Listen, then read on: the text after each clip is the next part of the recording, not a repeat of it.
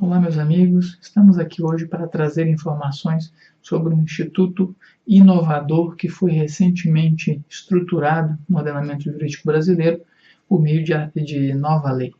Trata-se, na verdade, daquilo que se está chamando de averbação pré-executória. Quero destacar aqui sobre o tema, inclusive antes de gravar esta notícia, eu tive a oportunidade de debater essas questões com alguém que conhece também o tema, o professor Daniel Marinho, que é procurador e, portanto, debateu comigo essa existência da tal averbação pré-executória. Mas o que significa isso? Como ela foi instituída e o que nós precisamos ter anotado aqui para o debate?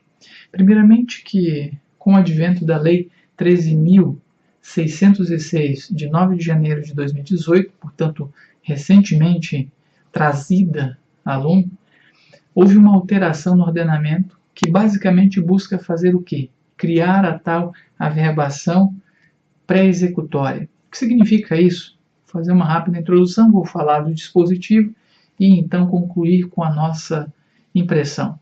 Na verdade, essa averbação pré-executória consiste em, basicamente, no poder atribuído aos procuradores, no caso aqui, os procuradores da Fazenda Nacional, para que eles possam então fazer o quê? Averbar certidões da dívida ativa nos órgãos de registros de bens e de direitos, que estão sujeitos, portanto, a arresto ou a penhora.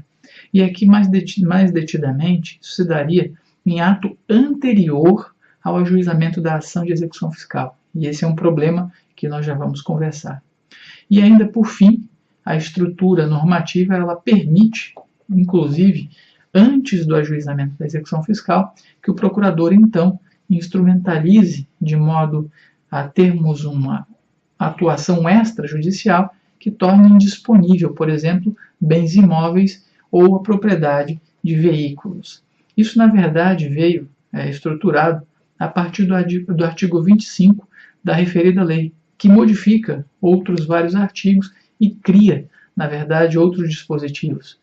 E veja-se que a análise toda parte, portanto, desta estruturação a partir do artigo 25, né, da referida lei, que muda e acresce alguns dispositivos. E ela acresce quais dispositivos? O artigo 20b, o artigo 20c e, mais destacadamente, o artigo 20e, a Lei 10.522, de 19 de julho de 2002. Portanto, ela cria essa realidade. E aquilo que quero destacar mais está no artigo 20b, no seu parágrafo 3º, que diz o seguinte: não paga o débito no prazo, portanto, depois de notificado o devedor para que ele pague, evidentemente, a Fazenda poderá, inciso 1º, comunicar a inscrição em dívida ativa aos órgãos que operam o banco de dados e cadastros relativos a consumidores e aos serviços de proteção ao crédito congêneres. Até aqui não há certo problema maior, mas veja o inciso 2º, que é o que causa preocupação. Averbar, inclusive por meio eletrônico, a certidão de dívida ativa nos órgãos de registros de bens e de direitos sujeitos a arresto ou a penhora, tornando-os indisponíveis. E aí chegamos ao ponto, será que esta norma é constitucional? Será que esta previsão é constitucional? Porque agora, mesmo antes da existência de uma ação executiva fiscal, permite-se à Procuradoria, portanto, que ela tome atos, pratique atos que simplesmente tornem indisponíveis determinados bens. E nós aqui, em uma primeira análise, concluímos, portanto, que esta norma é inconstitucional.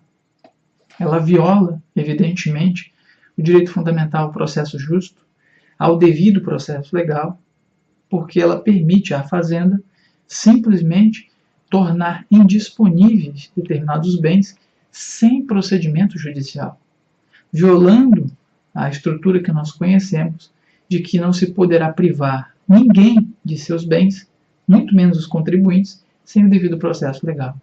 Esse debate nós tivemos também, como já havia comentado, com o professor Daniel Marinho, evidentemente contrariando um ao outro aqui em algumas posições, concordando em outras posições, mas é um tema que merece toda a nossa atenção. Realmente é constitucional ou inconstitucional a previsão e esta norma recentemente trazida? Entendemos, no primeiro momento, sem dúvida, ser norma inconstitucional que merece o trato de todos. Um grande abraço e até a próxima.